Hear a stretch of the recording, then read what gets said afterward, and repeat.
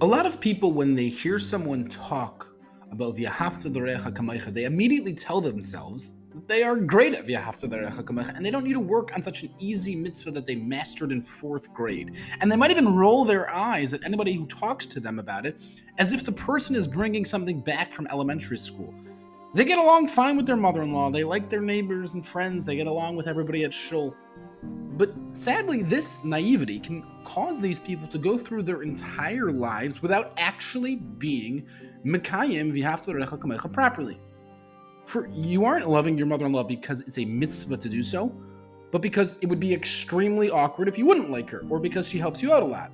You like your neighbors because they are exactly like you, so therefore liking them validates you. Liking the people at shul makes them like you back and concretizes your place in society. You like them because it is in your best interest to like them. That's not the mitzvah V'ahavta l'reacha kamecha.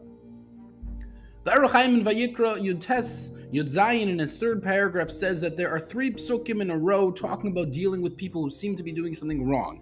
And the psukim use 3 different terminologies in describing these people. It says, Lo yisisna es achicha b'levavecha, hoicheach teichiach es amisecha, v'ahavta l'reacha kamecha. Achicha, amisecha, and reacha. Why not use the same word for all 3 psukim? So the Orach Chaim explains that the 3 mitzvahs are referring to 3 different people. Achicha, which connotes brotherhood, is referring to a tzaddik. Lo yisina es achicha bilvavecha. You shouldn't hate a tzaddik, even if you see him doing something wrong. You should assume that you probably missaw, and even if he did something wrong, he certainly did tshuva already. Amisecha is referring to the average person in the community, a Beinani, an upstanding citizen, but not, a tzaddik. We are obligated to rebuke and explain the wrongdoing of a Beinani and help them improve for the future.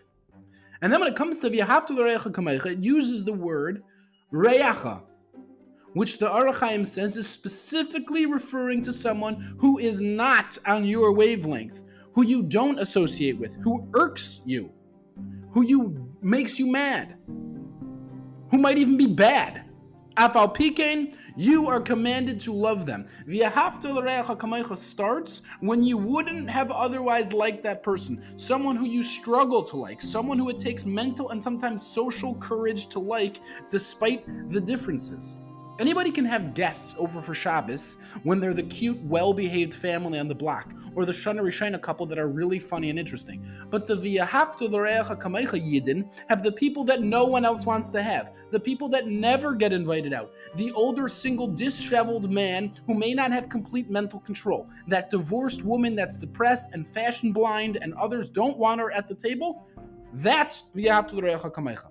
Anyone can give shalach manas to their best friend and their neighbor and their kid's mora. V'ahavta l'reacha kamecha Yidden, give it to the person who they don't get along with at work. The Lubavitcher chassid who moved into town that most people ignore. To the family whose husband's in jail and nobody wants to have anything to do with them. That's V'ahavta l'reacha kamecha. Anyone can walk home from school with the cool kid, with the rich kid, with the classy kid, with the with it kid. V'ahavta l'reacha kamecha Yidden, walk home from school with the nebuch, with the nerd, with the person who's socially off, with the person who has a handicap, the person who is poor, the person who is bullied. That's V'ahavta l'reacha kamecha. Anybody can invite their friends from work to their daughter's chasana, and the neighbors, and your son's 7th grade rebbe who you think is fantastic. V'ahavta l'reacha kamecha Yidden, invite the 6th grade rebbe who you didn't think was fantastic. They invite the person in shul who annoys you. They invite the people that never seem to be invited to anyone else's simchas.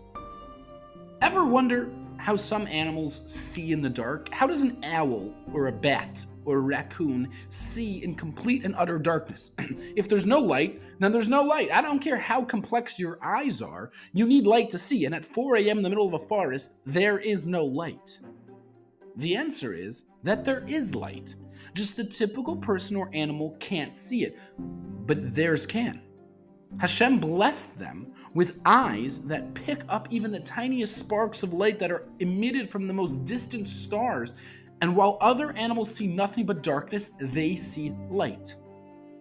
V'ahavta l'reacha kamecha is not a mitzvah to like people that we already like. It's not a mitzvah to love the people that we naturally love. It's a mitzvah to see good where others see bad, to see positivity where others see nothing but negative, to see the neshama when others see just the guf, to see light when others just see darkness. V'ahavta l'reacha kamecha is not a mitzvah to like the people we like. It's a mitzvah to like the people we don't.